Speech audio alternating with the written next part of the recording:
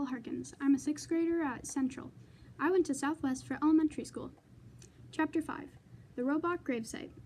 Those otters were now hiding behind a rock, their round heads nervously poked up, and they watched as the sparkling monster emerged from the crate. The monster slowly turned her head and she scanned the coastline. Her head turned and turned, all the way around, and it didn't stop turning until she was looking right at the otters. "Hello, otters. My name is Roz." The robot's voice was simply too much for the skittish creatures.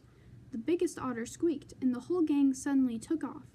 They galloped back across the robot gravesite, flopped into the ocean, and raced through the waves, just as fast as they could. Roz watched the otters go, but her eyes lingered on the sparkling objects that littered the shore. The objects looked strangely familiar. The robot swung her left leg first, and then her right. And just like that, she was taking her very first steps. She stomped away from her crate and over the rocks and through the gravesite until she was standing over a broken robot body. She leaned in and noticed the word Rosum lightly etched on the torso. She noticed the same word on all the torsos, including her own. Roz continued exploring the gravesite until a playful little ocean wave washed over the rocks. She automatically stepped away from it.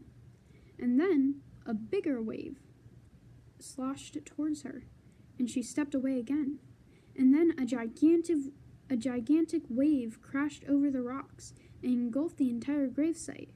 Heavy water pounded against her body and knocked her to the ground, and her damage sensors flared up for the first time.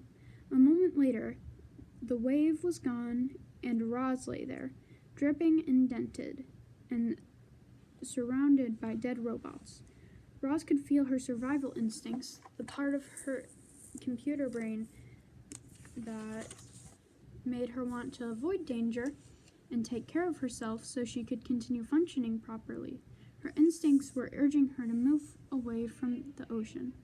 She carefully got to her feet and saw that high above the shore, the land was bursting with trees and grasses and flowers.